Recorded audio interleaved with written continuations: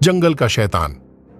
यह डरावनी कहानी है एक ऐसी शहरी लड्डुचकी के बारे में है जो शहर से दूर एक गांव में अपने छोटे घर में समय बिताती है, जहां उसका सामना एक भयानक चीज से हो जाता है। मेरा नाम मेघड़ा है और मैं 26 साल की हूं। मैं शहर में एक ऑफिस में काम करती हूं। छुट्टियों में मुझे शहर की भीड़भाड़ से दूर किसी गांव में समय बिताना बहुत पसंद है।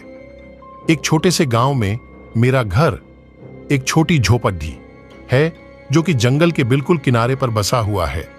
पर एक हादसे के बाद मैंने उस गांव में जाना छोड़ दिया। मैं काम से बहुत थक गई थी। मुझे आराम की सख्त जरूरत थी, इसलिए मैंने शहर से बाहर जाने की सोची।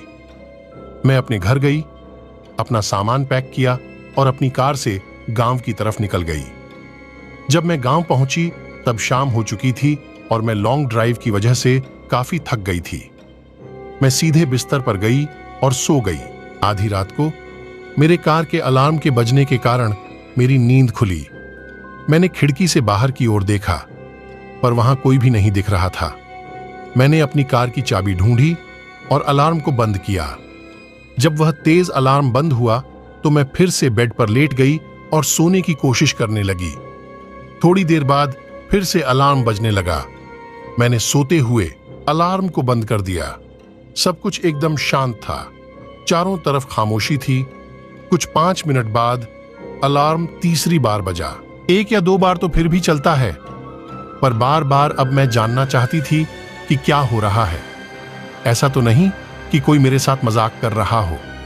पर इस समय इतनी रात को मैं पर्दे के पास खड़ी होकर देखने लगी। थोड़े समय बाद मैंने चांद की रोशनी में किसी को झाड़ियों से मेरी कार की ओर आते हुए देखा। वह जो कोई भी था वह काफी लंबा, पतला और काले रंग का था। वह कार के पास आया और उसने अपने लंबे और पतले हाथों से कार को नोक किया।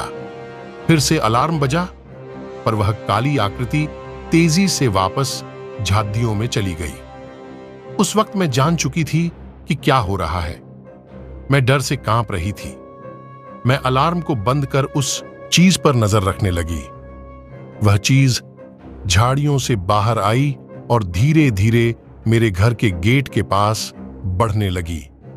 अपने एक हाथ से उसने गेट के लॉक को खोला। मैं इतना डर गई थी कि मैं हिल भी नहीं पा रही थी। मेरे दिमाग में कई तरह के बुरे विचार आ रहे थे। वो क्या है? वह मुझसे क्या चाहता है? वह क्या कर रहा है? क्या वह यहां से कभी जाएगा भी? मेरे शरीर में सिर से लेकर के पांव तक कपकपी छूट गई थी। मेरा गला सूखा था और मेरा दिल जोरों से धड़क रहा था। मैं बहुत ही भयभीत थी और डर के मारे मेरे दांत किटकिटा रहे थे। मैंने खुद पर काबू पाया और मैं उतनी तेजी से नीचे चली गई जितनी तेजी से मैं जा सकती थी।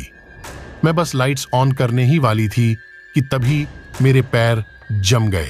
वो काली आकृति खिड़की के यहां खड़ी ही थी। वह खिड़की से अंदर की ओर देख रहा था कि कोई अंदर है या नहीं। मैं जल्दी से अपने सोफे के पीछे छुप कर देखने लगी।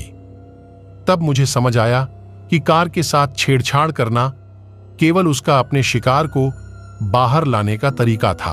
मैं उसके डरावने चेहरे से अपनी आंखों को हटा नहीं पा रही थी। उसकी चमड़ी राख की तरह थी जिस पर सिलवटें पड़ी हुई थीं। उसकी आंखें छोटी और पूरी तरह से काली थीं। उसकी नाक की जगह पर 2 बड़े बड़े गड्ढे थे। उसके चेहरे पर होठों की जगह बड़े बड़े पेने दांतों की 2 लाइनें थीं। उसकी सांस बहुत भारी और डरावनी थी, जो कि खिड़की पर भाप की तरह साफ नजर आ रही थी। मैं जानती थी कि वह जाने वाला नहीं है।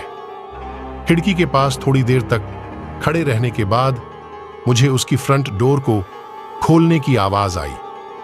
मैंने देखा कि वह दरवाजे के हैंडल को खोलने की कोशिश कर रहा था और उसके बाद उस जानवर ने एक तेज आवाज निकाली। वह आवाज किसी इंसान की तो नहीं हो सकती थी। वह आवाज ऐसी थी कि मानो कोई पागल कुत्ता हड्डी को चबा रहा हो। गहरी तथा भयंकर जानवर के गुर्राने की आवाज थी उसकी। मैं जानती थी कि यदि इसने मुझे देख लिया तो यह कुछ भी कर अंदर आ जाएगा। मैंने अपने आप को सोफे के पीछे छिपाया। मैं सोफे की परछाइयों में छिपना चाहती थी और बिल्कुल भी आवाज नहीं करना चाहती थी। मेरी आंखों से आंसू बह रहे थे। मैं अपनी नसों की आवाज सुन पा रही थी। मैं बस मरने ही वाली थी। मुझे नहीं पता मैं कितनी देर तक वहां छिपी रही। जब मैं उठी तो मैंने दरवाजे की तरफ देखा। वह जानवर जा चुका था। दरवाजा अपनी जगह पर था और सब कुछ सेफ लग रहा था। मैं सीढ़ियों से ऊपर की तरफ गई और मैंने खिड़की से बाहर की ओर देखा। बाहर रोशनी थी। वहां पर किसी भी तरह का कोई खतरा नहीं था। मैंने इस मौके का फायदा उठाया और अपनी चाबियां उठा ली। मैंने अपना सामान भी नहीं लिया। मैं कार की तरफ भागी। मैं कार में गई और दरवाजे को बंद कर जितनी तेजी से हो सके उस गांव से बाहर निकल गई। मैं तब तक गाड़ी चलाती रही जब तक मैं अपने शहर ना पहुंच गई। जब मैं अपने अपार्टमेंट में पहुंची तो मैंने रेडियो ऑन किया और मैं एक न्यूज सुनने लगी। अनाउंसर ने कहा कि गांव से 2 लड़कियों की लाशें मिल गई हैं। उनका शरीर बुरी तरह से कटा फटा पड़ा हुआ दलदल में पडीडीढा था। मुझे मालूम है कि जो वो जानवर चाहता था वह उसे मिल गया।